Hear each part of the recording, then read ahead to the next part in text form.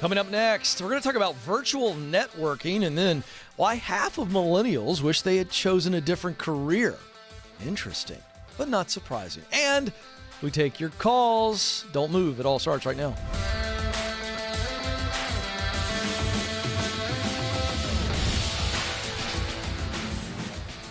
Welcome to the Ken Coleman Show. I'm Ken, and you've joined a conversation about who you are, what you were created to do, where you can do it, where you want to do it, and then how you actually get there. Is the dream job a reality? Yes, it very much is.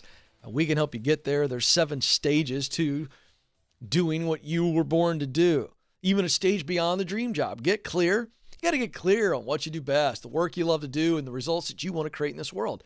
Very simple formula. If you get clear, you begin to see multiple jobs, career paths that are on purpose for you in that contribution zone, or sometimes I refer to it as your sweet spot. People look at you and they go, wow, you were born for this. It's so obvious. So that's get clear. Then you got to get qualified to do that. Then while you're getting qualified, you get connected. Stage 1, 2, 3. Get clear, get qualified, get connected. You get connected enough, and we'll talk about that a little bit later in the program. Opportunities present themselves to you, and you can get started. That's stage 4. Once you are in stage 4 of getting started, you're working to get promoted. That's stepping into stage 5. And you're in stage 5 probably for the longest amount of time. You're because you get promoted. I don't know how many promotions you will need, but eventually get promoted into that dream job. Now what do? Are you done? No.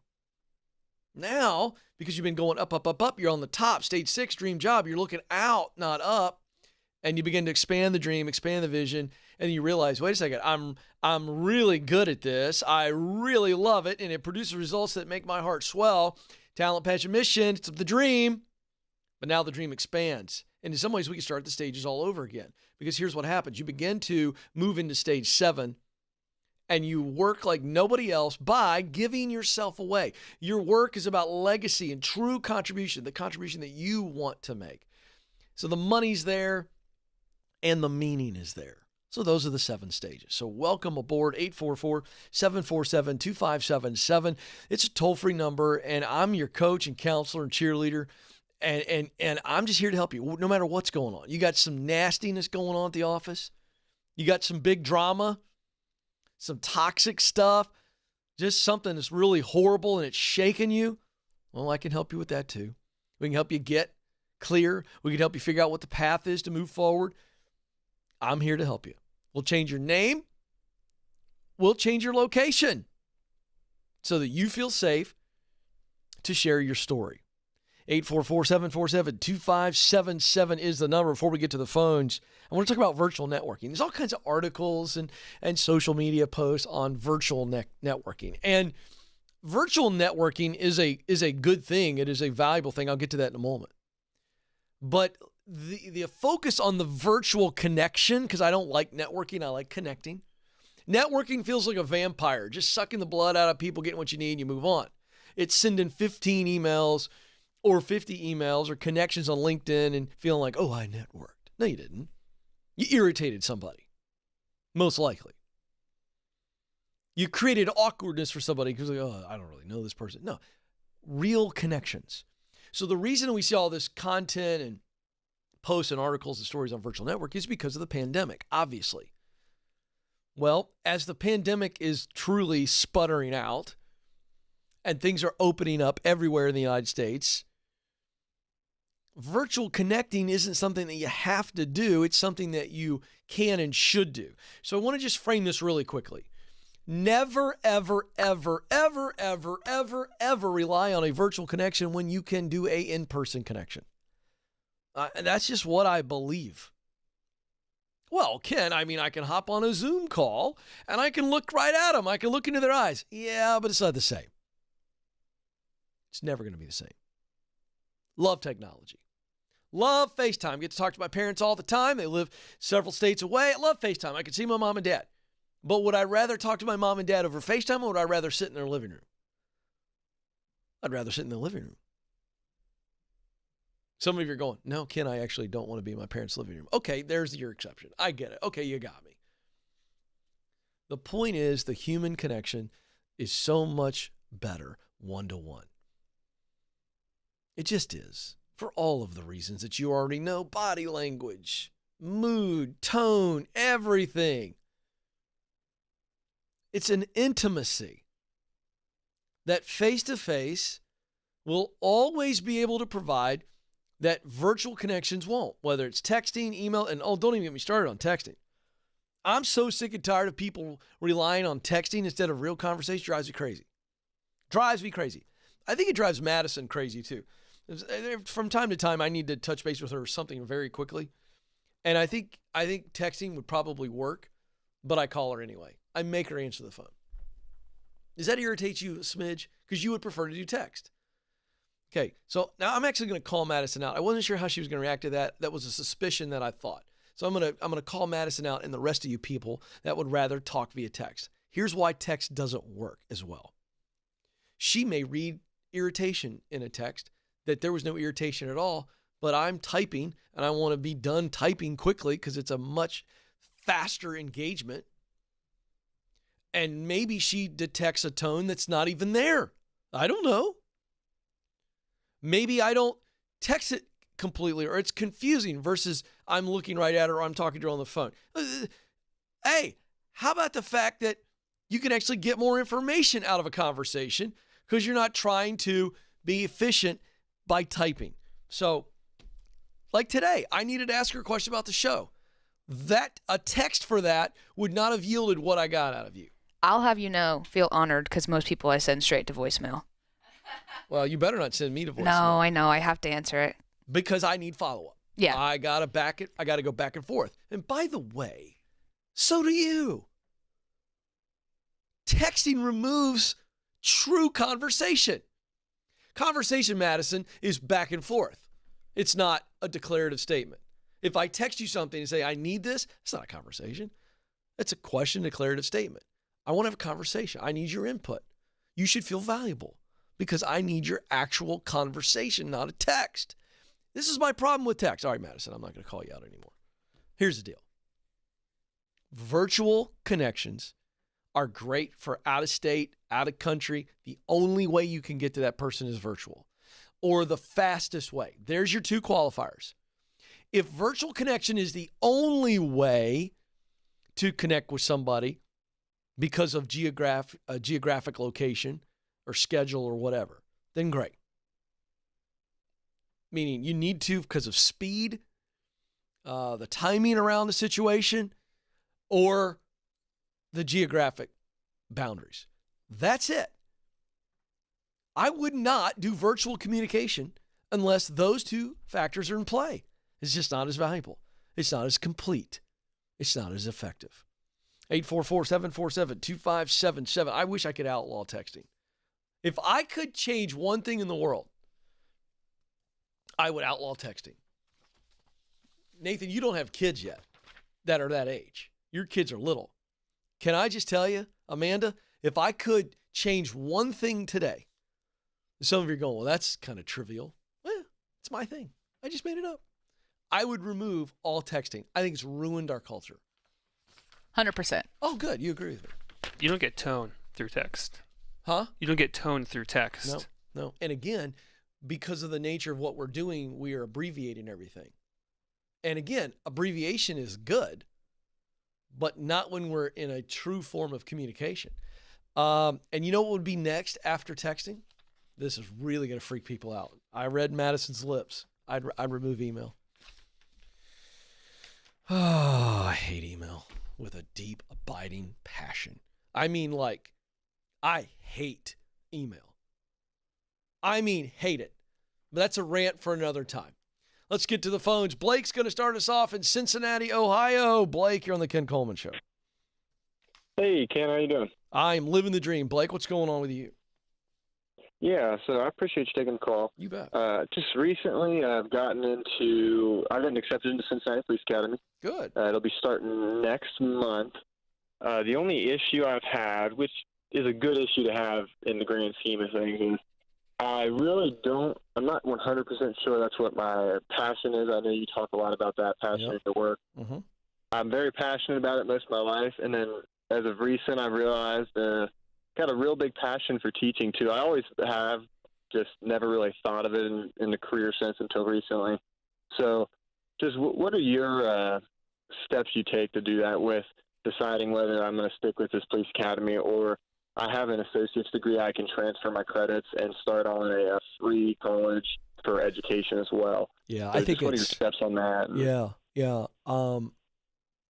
It's diving into passion and mission, work you love, getting super clear on the type of work you love, and then diving into mission. What are the results that are so just naturally motivating to you? No one has to get you excited about these results. Nobody has to connect to your heart on this and kind of go, hey, you see all this? It's in the heart. So I'm always looking at heart on this. Okay. And I got a sneaky suspicion which way it's going, but let's dive in. We can do it right now if you're ready to dive deep, if you're willing to just get vulnerable with me a little bit. Yeah, for sure. I want to know why teaching. How long has that been bouncing around in your heart? Yeah, it's been there for quite a while. I have just always throughout my life, my dad's a Cincinnati police officer, and a family member's been in there. So police families, everybody just kind of expects you to do that, which is all right. I'm very passionate, love it. But I've always loved science and social studies especially. And on top of that, I do some youth pastoring and stuff at my church. And so I enjoy teaching in that fact. And I've always had people tell me I'm good at teaching, researching, explaining things. So when I actually went to the orientation for the police academy, I was kind of sitting there and I thought, this is one of not my last chance. I can always change careers, but right now, last chance to switch over before I start that if I wanted to. Mm-hmm. So I've just always been told, hey, you're a good teacher. I love researching things. I love documentaries, all that kind of stuff. And I just, you get a joy when something you love, you tell other people about it. So I've always had that. Yeah. Why social studies why social studies and science? Those are just two passions. I've always loved history. I always got great grades in it. Science, I've just always been interested in it. I love to see the beauty of God's creation, how he just complex everything is, the different stories you have with different species and nature in general. I've always been a nature guy. Yeah. But what's interesting about you is it feels like there's almost I'm curious if it's 50-50, 60-40, or whatever percentage you think it is, between researching and learning information and then turning around and dispensing that information to others in the form of communication and connection. Tell me what that breakdown is. Is it 50-50? Yeah. Equal love for the actual learning, researching versus the dispensing, instructing, sharing, connecting? I think the instructing is more so. I do love as a hobby to research, and I watch documentaries and do things just for fun. Great. And enjoyment. So what's the percentage just for fun? Just for fun, what's the percentage of which of those two? We know you love both. Is it 80-20, 70-30, 60-40 teaching, instructing? What would you say it is right now? I would say it's probably 60-40 for the teaching. I just get more of that thrill out of telling people about stuff that I enjoy. So there it is, brother. So you asked me, how do I do it? We just did it. How do I determine when I've got 2 options or 3 options or 4 or 5 options? It's always what the heart does when I dive deep. And while I think you respect police work, you value police work because of the personal connection to your family and you've seen it, I think you care deeply for those people who do that work. I think that you were put on this planet to instruct people. And the good news is you know who you want to instruct, what you want to instruct them on, and why. And I think that if you become a police officer, you'll be very successful. And I would say that it's probably talent and passion. You've got the talent for it. You've got you do love police work enough. You like it enough to where you'd go. And so you'd be satisfied. But I don't think you'd ever experience tremendous significance. I don't think you'd fill that significant role that you were created to fill, because I don't think the result of police work, which is I would call that service. They protect and serve. That's in the language when we talk about, public safety officials. They protect and serve. And while I think we all want to serve people, I think the missional result that you're most fired up by is influence, not service. Okay. Does that sound about right to you or wrong? I think so. I think so too. It's why you volunteer in the youth group. I just think my point is if I look at serving people by protecting them versus influencing people by instructing them, I think that the influence is something you get the bigger amount of juice on by a long shot, actually. Does that sound right? Yeah. Yeah, about right. Yeah. Come on, man. That's why you're laughing. So what's holding you? So are you fearful of anything? You worried about what dad or uncles are going to say, parents, family are going to say if you walk in and go, hey guys, I know I'm right on the doorstep of police academy, but I'm turning around. I'm going this direction. You worried about that? A little bit. Yeah, I made the dumb mistake after going, and I thought I'm going to go seek some counsel. And I went to my parents, and my parents are they're good people, great parents, couldn't have asked for better. But their whole mindset is, hey, who cares? Just try it out. And my wife was born with heart problems, and the insurance is amazing for the police department, and that's one thing that they were really hammering on. And it's not as much. They said, hey, if you choose it, it's your life, but they do have a big influence on that. Yeah. Sure. All right. So you're worried about. I want you to own that. Mm-hmm. What's your wife saying? She's very loosey-goosey. She's as long as we got the money and you're doing what you want, go ahead. Well, so now what you have to do is you're going to have to kind of go in a cave for a bit, and the only voice you're listening to is your wife right now because she's like, hey, babe, I'm in. As long as we take care of ourselves, I'm in. That's a wonderful woman, by the way. And so what you got to go do is get in a cave and do your homework on, okay, what's the financial situation look like? The process of getting qualified to be a teacher, moving in that, what can I make? What's the insurance look like? Mm-hmm. And go through all that stuff yourself. By the way, the third largest group of net worth millionaires in the United States are teachers. It's not because of the amount of money. I've seen that in Dave's show. Yeah, well, it's not because of the money they're making. It's because of how they live. Right. So I want to encourage you to do what you were created to do, and all you got to do now is prove to yourself that you can take care of your wife, you can take care of your kids, and you will be fine with benefits, and then go do it. But understand it's going to disappoint your mom and dad, but you're going to have to be okay with that, because here's what I'm telling you, Blake. If you don't do this because of your mom and dad's influence over you, as understandable as that is, you will resent them. Mm-hmm. Yeah, for sure. I know. So do you want to resent your parents even long after they're gone? No, not at all, yeah. All right, Definitely not. So here's the deal.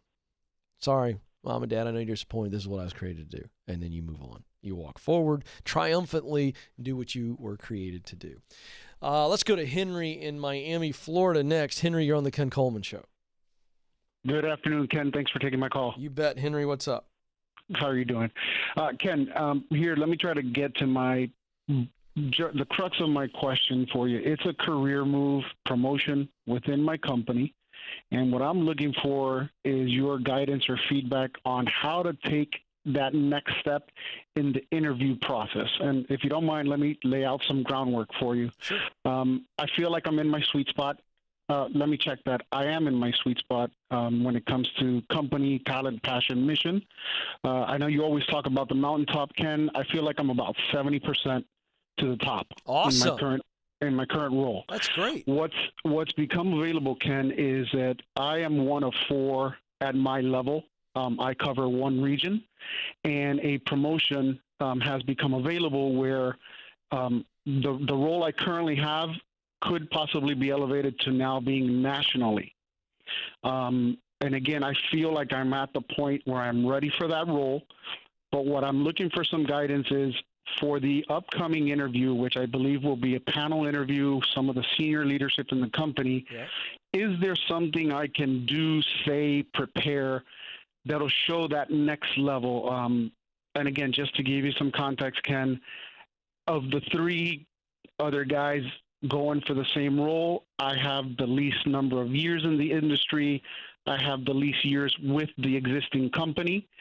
And it would also be going almost from a peer level with these folks that I'm talking about to possibly being their next supervisor. So those are some of the questions I have of how to prepare for that next level of an interview as part of the career promotion and moving up. Yeah, it's good. Well, thanks for laying that out, and congratulations on where you are so far. This is an exciting time, Henry. But I want to rephrase what you said. These are not questions you have; those are fears you have. You are let's call it possibly some doubts. Fear and doubt are the enemies of progress. They're cousins. They hang out on our shoulders and they whisper in our ears.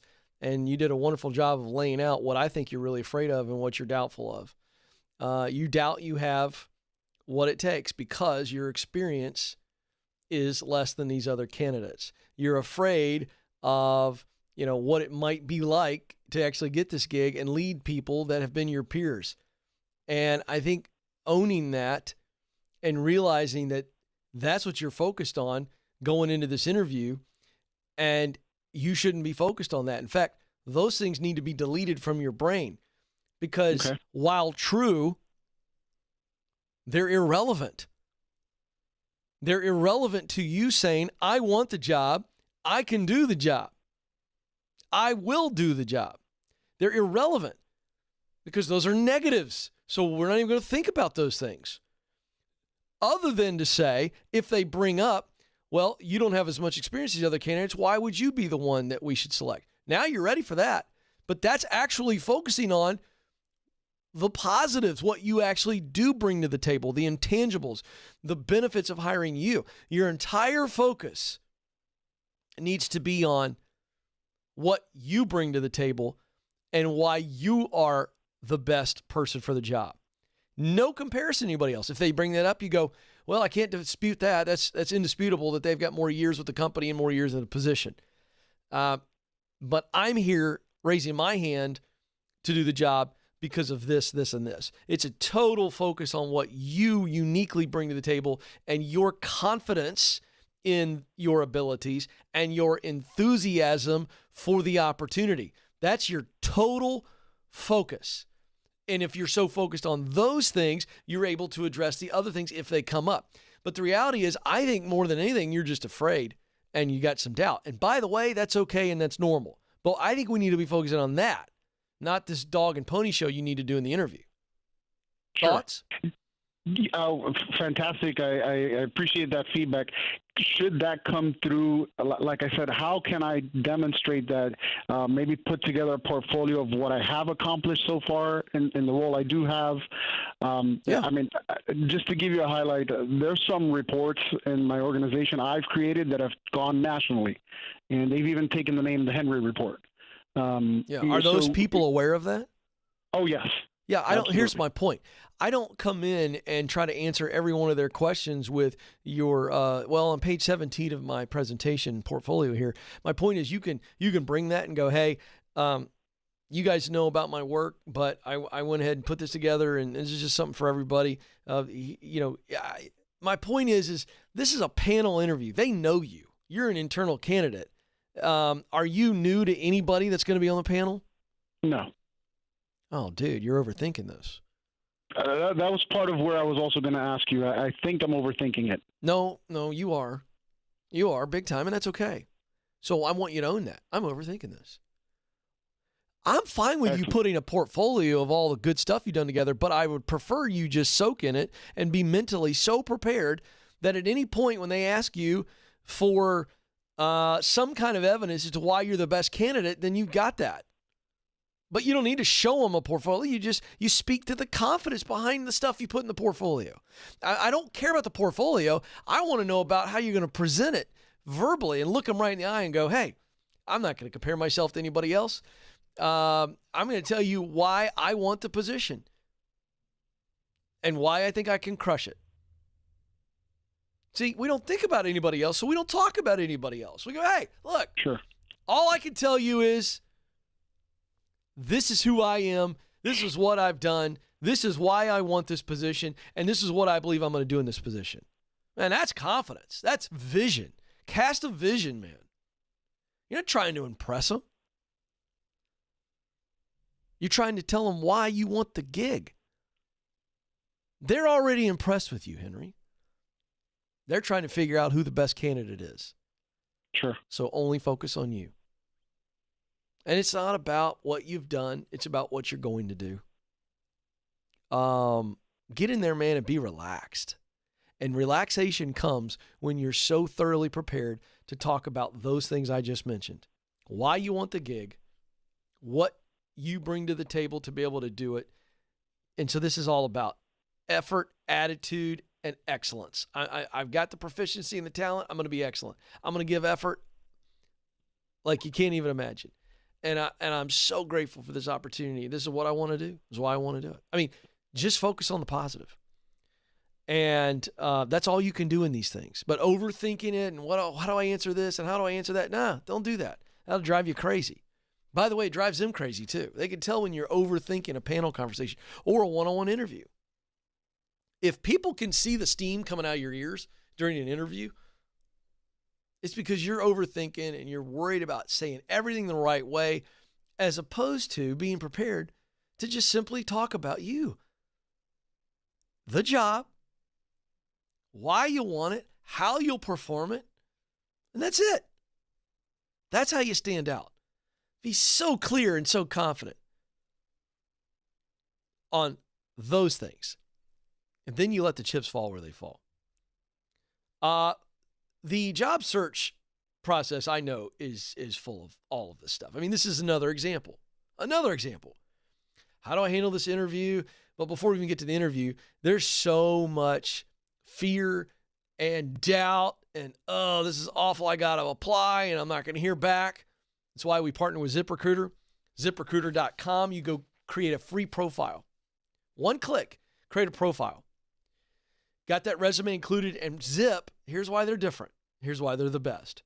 They're another tool in everything else that the Ken Coleman Show gives you. ZipRecruiter is another tool and a super valuable tool. This is why they're number one in the United States in placing people. You create a profile with one click. They start pitching you to companies. They're matching you up with companies that have positions that match up with you. And here's the best part. Once they match you up, the company can contact you directly, will contact you directly. Candidates who are invited to apply for a job by those companies on ZipRecruiter are nearly 3 times as likely to get hired. So it's one click, it's easy, and by the way, it's free. The companies are paying ZipRecruiter. For talent, go, go, go. What are you waiting on? ZipRecruiter.com. Tell them Ken Coleman sent you. All right, quick commercial break. When we come back, data from what millennials are saying about the careers they chose. Oh, we got work to do, folks. This is the Ken Coleman Show.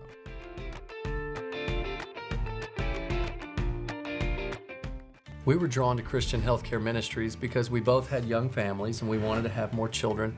And we had also just started a real estate company and needed to find healthcare coverage that would meet our needs. We were attracted to CHM because of its low monthly costs and the ability to negotiate medical costs down. Established in 1981 and accredited by the Better Business Bureau, CHM is here to meet the needs of your growing family or small business. Check us out at chministries.org. We absolutely believe in it.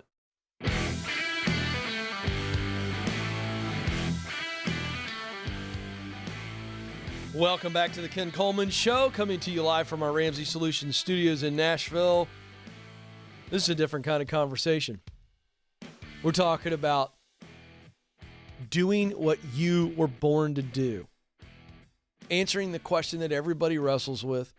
Some never answer. In fact, way more than I'm comfortable with. And that's why I'm on this crusade. I'm on a crusade to help people get clear on the question, why am I here? Well, I can tell you why you're here. To use what you do best, your talent. To do work you love, your passion. To produce or accomplish results that matter deeply to you, mission. Yes, you do that. You're not working a job. You're not in a career. You're making a contribution. The unique contribution that you're supposed to make. And by the way, the money you need and the meaning you desire, that's all coming to you. Income and impact will come to you. when you're in that sweet spot, in that contribution zone. And watch how your personal life is so much better too. You're not intense all the time. You're not anxious all the time. You're able to be present as a spouse or a parent or a sibling, a friend. Data shows this. This isn't an opinion. This is a fact. All right. No surprise here. Another big headline we got to break down. It's time for In the News.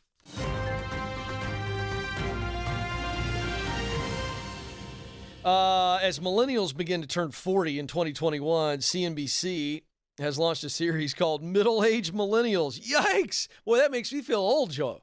What? Millennials are middle-aged? What does that make me? Ugh, don't say anything. So they're looking into the oldest members of this generation, which again will turn 40 this year. Some have obviously already turned 40. Here's the data that I want to focus in on. Nearly half, 47%, say they wish they had chosen a different career path when they started out. 1,000 U.S. adults aged 33 to 40 took part in a Harris poll on behalf of CNBC. Nearly half say they wish they had chosen a different career path when they started out. Duh.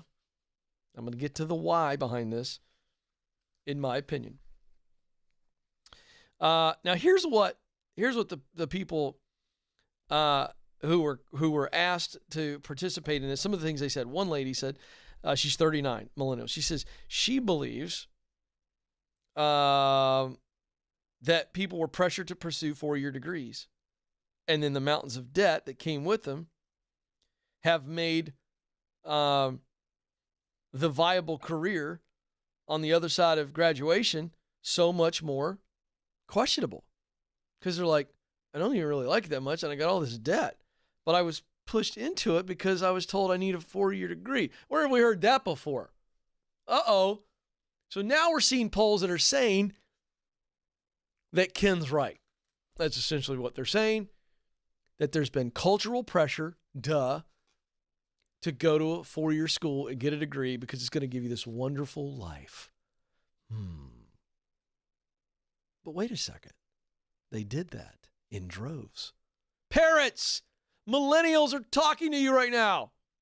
They went and got the degree. Oh, by the way, they got the debt with the degree. And it's not just because of the debt. The debt's just making it worse. It's because they don't love the work. They're not in their sweet spot. There's no passion. It's not on mission for them. And so the debt's making it even worse. For Lee Ruark, one of the participants in the study, earning a history degree was all part of the plan to start a career. He just didn't know what he wanted to use his degree for. He graduated from college in 2007. And as the Great Recession hit, so did the opportunities begin to disappear. Spent the next 3 years trying to figure out his options. Almost became a police officer, considered taking the LSAT with the intention to go to law school. Then he thought about teaching and got certified to teach full-time with a focus on high school science. Ruark, now 35, remembers how stressful it felt to be directionless right after school. I had anxiety because my friends were finding jobs and I perceived them as being wildly successful while I was not. What's interesting is after talking about it to those friends, I realized my friends had the same anxieties. We laugh about it now, but to think about it, it was such a waste of time and energy. He says if he could do it all over, he'd go back to the time when he was in the 3rd grade, when his mom, listen to this, 3rd grade, 9 years of age. He said, I wish I could go back to a moment in time when my mom told me that I had a gift for teaching. If I had listened to her, I could have pursued education a lot earlier. Now, there's so much I could talk about in this study, but I want to step right back into that story. 3rd grader. His parent, his mom, who knows him well, speaks into his life and says, I think you have a gift for communication and teaching. How does she see that in a 3rd grader? Come on, parents. If you'd actually freaking get your nose out of Netflix and out of your phone and talk with your kids about stuff that has nothing to do with how good their grades were, but you just listen to your kid's heart, they'd tell you. They'd show you the evidence. And this kid's mom sees it. Now he's 35, and it took him 32 years of wandering to get back to the place of being a 9-year-old where he wondered, maybe I could be a teacher. Maybe my mom is right. All that to say this. Millennials are going to turn, the oldest millennials are turning 40 this year. And this survey says 47% of them said, I wish I had chosen a different career path. Do you know why they chose the wrong career path? Because they weren't encouraged to discover what they were created to do, what is their unique contribution, by helping them see what they're good at, their talent, by helping them discover the type of task and works and things of work that they love to do. That's passion. And then they weren't taught to look for results that make their heart swell. Nobody told them that. I'm telling you. So what do? They go get a degree that they don't want and they can't afford. And now they're part of a survey saying, I regret making the choice I made. And we as parents and we as leaders and we as educators have participated in the great lie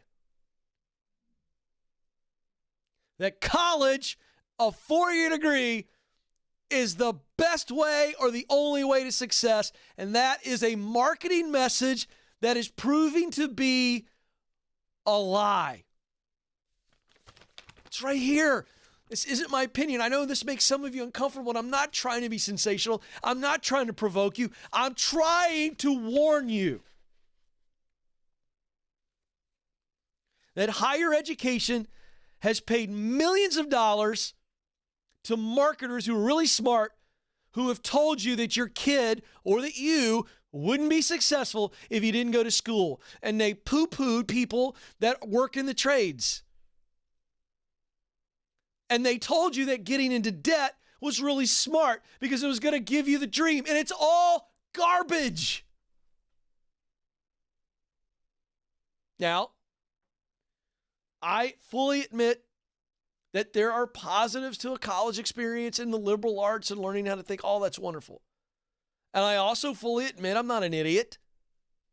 That if you're going to go to law school, if you're going to be a scientist, a chemist, or there's all types of where the industries are still requiring a degree. So go get the degree.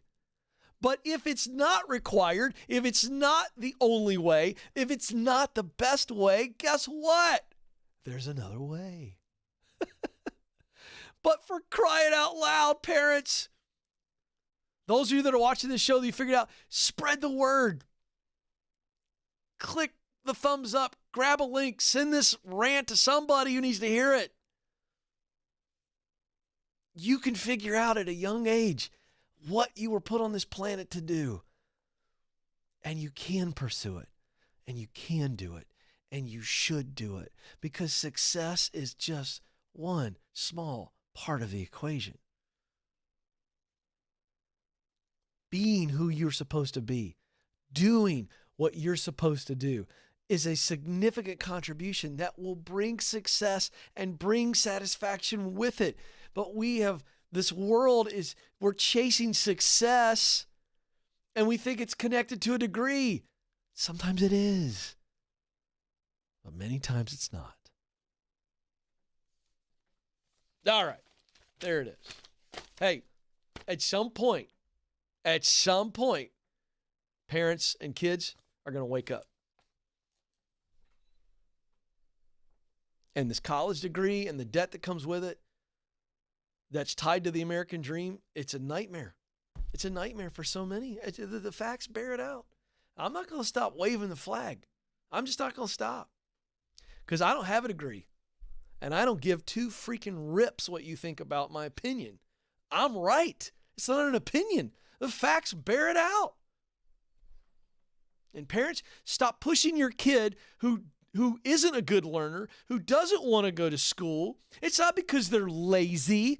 It's not because something's wrong with them. They probably want to work with their hands. They probably want to design something. They probably want to shoot a video. Maybe they just want to love on somebody and serving them, and they don't have to have a college degree. And you as parents are worried about your impression, what people think about you if your kid doesn't go to the fancy school. All right, I tried to stop that rant once, came back for round 2. Hey, how about some funny work fails, Joe? Oh, he hit the wrong button. That's okay. There we go.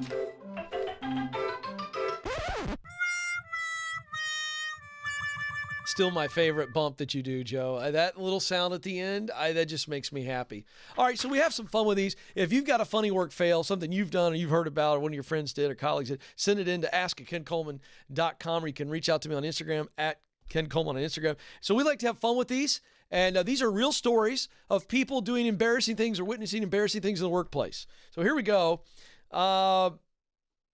By the way, we remove the names from all of these, even though we pull these. So these are all, we'll call these all anonymous, okay? So one person writes in, I used the company car, which happens to be wrapped in the advertisement stuff with the company's name in plain sight. A lady cut me off in traffic. So I sped up, nearly sideswiped her, then I flipped her off, forgetting for a moment that I was in the company car. Later that day, the lady called and complained. Of course she did. I was lucky enough to be the one that answered the phone. What a stroke of good fortune. I assured her that this would be taken care of. How about that? Okay, you want to talk about a moment where you go out and you thank God. You go, hey, God, thank you. I've probably not been a good person. I really owe you on this one, big time. How about that? And wouldn't you have loved to know what that phone call was like? Because if that's me, I really pour it on. Well, I'm going to tell you something. That person will be reprimanded by the end of the day. I mean, I'm just going all in. Wow. Talk about heart rate. Up, down. Whoo, I need a massage after that one. Wow. Okay, here we go. This is called Rough Landing. I worked in a job where I installed DirecTV satellites for a few weeks. One day, I fell through the roof, attic, sheetrock, and then landed on the living room table. I decided at that point, this was not for me. Joe, you tend to be a little bit more handy than me. I'm guessing he or she stepped in the wrong area. Exactly. Yeah. Where there was no supports and just down you go. Boy, you want to talk about alarming. It reminds me of that scene from Christmas Vacation where Chevy Chase is up in the attic. And luckily, he falls through, but there's a bunk bed. So he's kind of like, oh, okay, this poor guy. And you know what else? These are the things that I want to know more of, was somebody at home. Because picture the poor housewife who may has a couple toddlers, and they're watching Mickey Mouse Clubhouse eating their little carrots and goldfish. And all of a sudden, smelly DirecTV guy comes falling through the ceiling and lands on the coffee table. And here's the other thing. Apparently, no major physical damage is reported in this story. There was definitely someone there. You think so? Oh, yeah. I used to work for Dish Network. So somebody has to be there. Yeah. How do you start the apology on that deal? All right, boredom wins is the next one. I was bored, and so I decided to run past the entire deli counter screaming to get to the sink when I lit my shirt on fire. There were at least 15 customers in line. What? The person was bored, runs past the entire deli counter. So they work in a deli. Oh, I see. The way this is written is poorly. Okay. Idiot's working at a deli, gets bored, lights his shirt on fire, and has to panic and run to the bathroom to splash water on the shirt. And he does this, or she does this, in front of 15 customers. Okay. And finally, I guess he ended without a job. Not mine, but a coworker's. I used to work at a manufacturing plant where we manufactured large televisions. The company just received a shipment of 50 104-inch screens from a vendor. A brand new employee was charged with transporting and stacking the TVs. Just as he was stacking the 50th television screen, it slipped out of his hands. It fell and shattered all 50 screens. In the first 4 hours of his job, he destroyed more than $2 million worth of TVs and set back our production by weeks. Hello, Prudential. So I'm not a believer in quitting, except for when it's absolutely necessary. And I want to say that this is a time where you just walk in and go, I'm gonna go ahead and take off. And I think it's probably only appropriate that you don't pay me for the first 4 hours at which I cost you $2 million. Oh my gosh. All right, there it is. Fun stuff. My time is almost up, but before I let you go, you matter and you do have what it takes. Thank you so much for joining us. Until next time, this is the Ken Coleman Show. Press on.